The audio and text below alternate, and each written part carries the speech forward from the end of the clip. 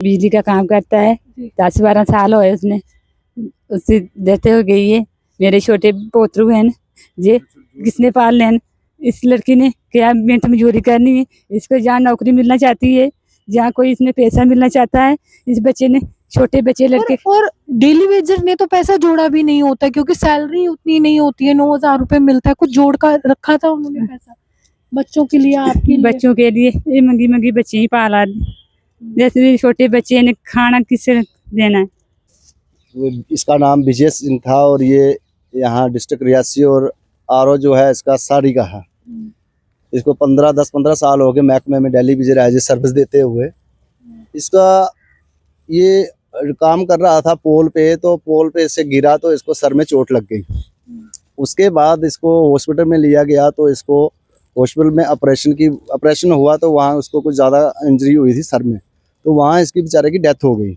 उसके बाद जब जिसके घर में मरता तो दर्द तो उसी को होता है, तो इसकी उस दौरान जीएमसी हॉस्पिटल जम्मू में था, तो इसकी जो है कि एफआईआर वहाँ नहीं लगी।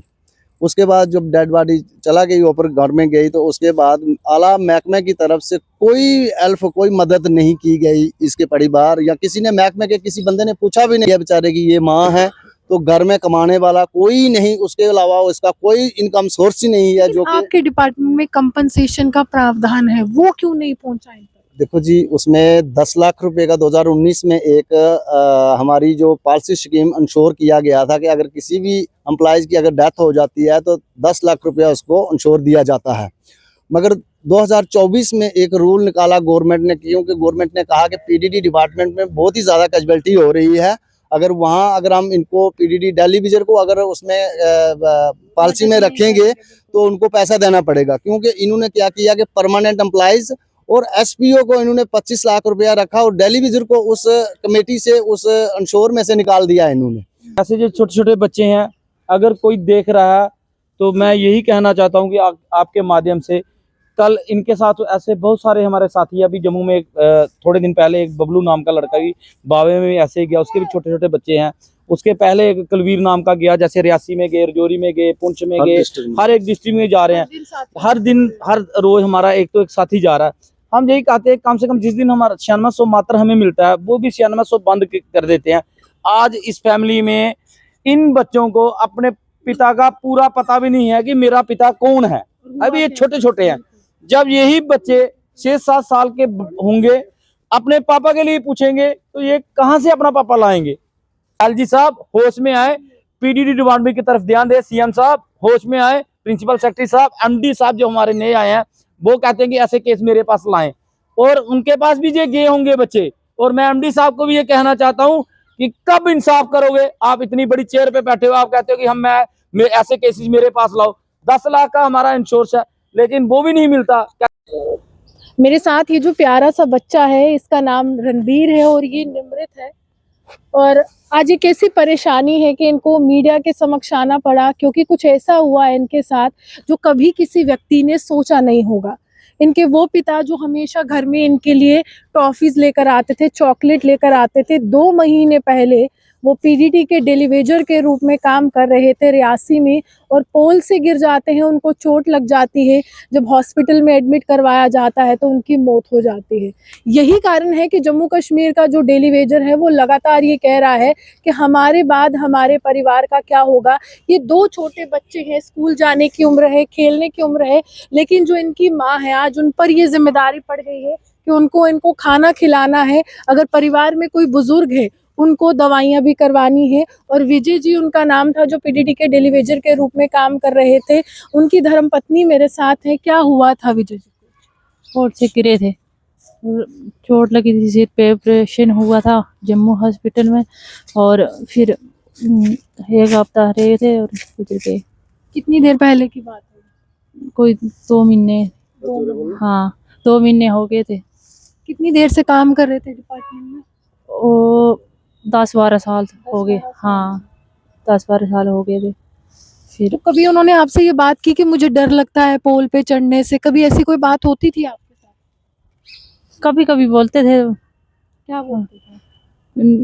कि गिरे थे ना एक बार पहले भी गिरे। पहले, हाँ गिरे थे। उसके बाद बोलते थे वो कि डर लगता है मुझे। तो आज उनके बिना आप घर कैसे चला रही हो? कैसे चला रहे हो, क्या करना है, कोई मदद कर रहा है?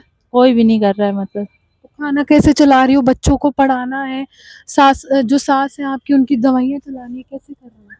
एक दूसरे से क्या क्या करना है, कोई उधार लेके? हाँ उधार लेके। खुद काम करते हो कुछ?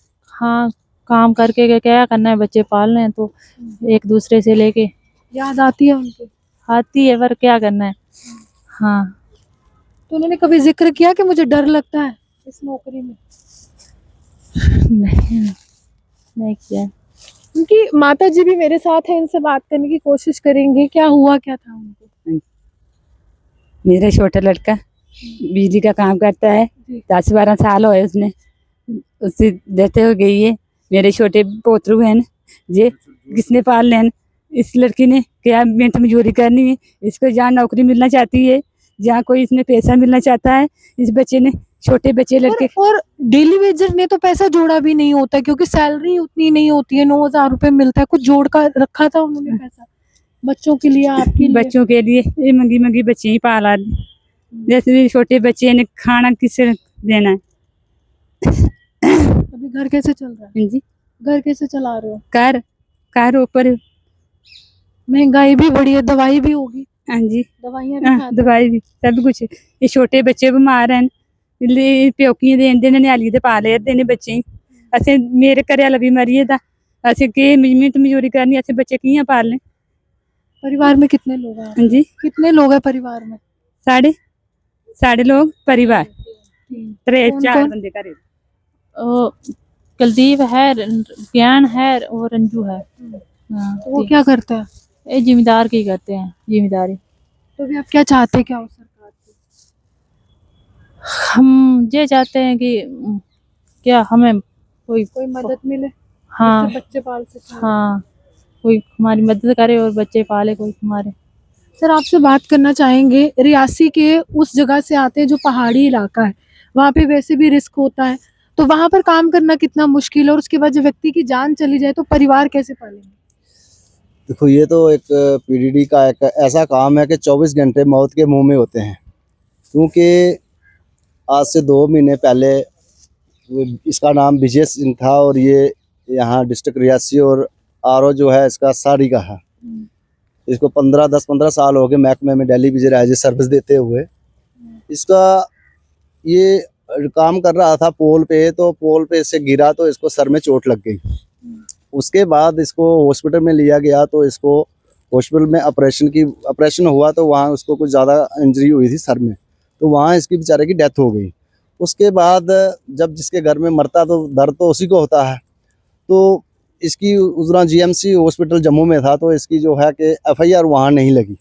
उसके बाद जब डेड बॉडी चला गई ऊपर घर में गई, तो उसके बाद आला महकमे की तरफ से कोई हेल्प, कोई मदद नहीं की गई इसके परिवार या किसी ने, महकमे के किसी बंदे ने पूछा भी नहीं कि जब वो गिरे थे कोई डिपार्टमेंट का अधिकारी आया था उन्हें देखने के लिए? हाँ जई आए थे, जई ने हॉस्पिटल तक गए थे, जई ने पता किया था, पूछा था कि भाई क्या हाल है, कैसी कंडीशन है, मगर उसके बाद उनकी बेचारे की डेथ हो गई। उसके बाद जब डेथ हुई तो महकमे की तरफ से उसकी इसके फैमिली को या बच्चों को मतलब किसी किस्म की भी कोई भी मदद नहीं की गई। मैंने डिस्ट्रिक्ट की जो यूनियन बनाई थी, तो वहाँ से मैंने लोगों से चंदा इकट्ठा किया करके, चलो जो भी मेरे से होता था मैंने हेल्प इनकी किया।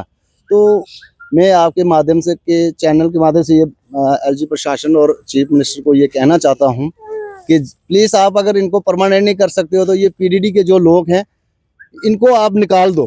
क्योंकि अगर आप ऐसा जुल्म मत करो इन लोगों के साथ, क्योंकि जो लोग ड्यूटी कर रहे हैं वो तो ठीक है, जो मर गए हैं उनकी फैमिली, उनके बच्चे, अब ये छोटे छोटे बच्चे हैं, इनको पालने वाला कोई नहीं है।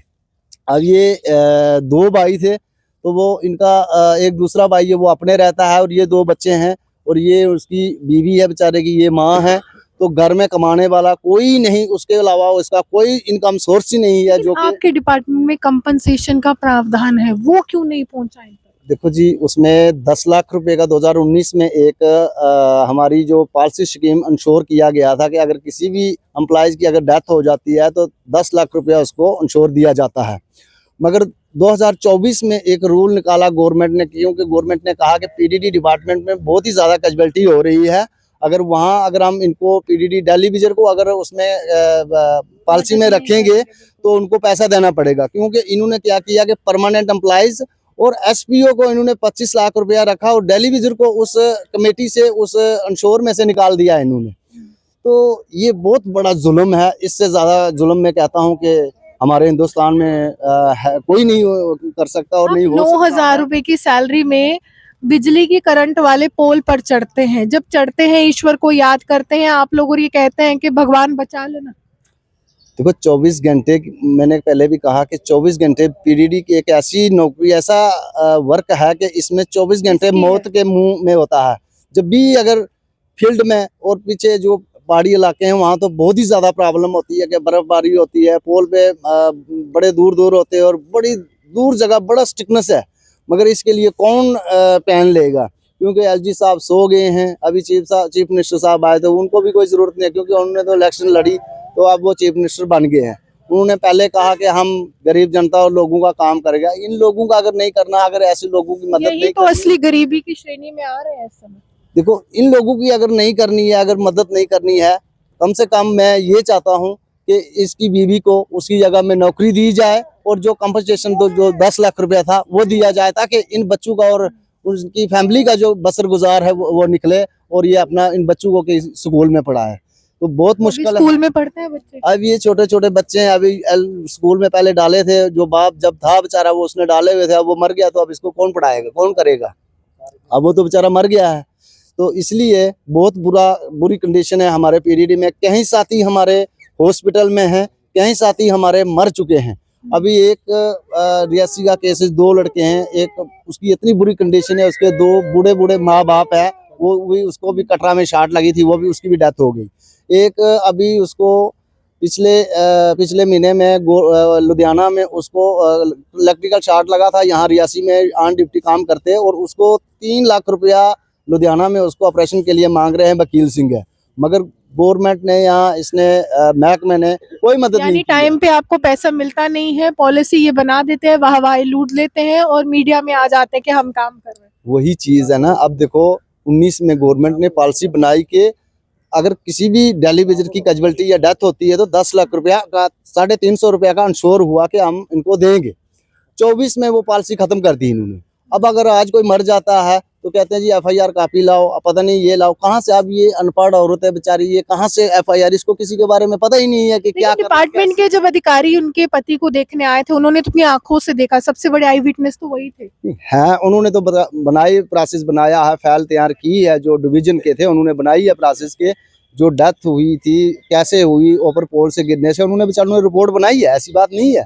मगर जो आई अथॉरिटी है, ऊपर जो अप्रूवल है, जो इंश्योर वाले हैं, हाँ, उनको चाहिए कि एफआईआर चाहिए, फलानी फॉर्मेलिटी चाहिए। एक दिल्ली विजर अगर काम कर रहा है, अगर उसकी वो अगर मर जाता है, उसकी फैमिली इससे बड़ा गवाह और इससे ज्यादा और क्या हो सकता है? अगर वो रेगुलाइजेशन के लिए आपको तारीख पे तारीख मिलती है और कंपनसेशन पर आपको फाइलों से गुजरना पड़ता है, एक टेबल से लेकर दूसरे टेबल तक। आज हमें रेगुलेशन के लिए नहीं, जिस तन लगे वही तन जाने। ये छोटे छोटे बच्चे हैं, ऐसे हमारे बहुत सारे साथी जा चुके हैं।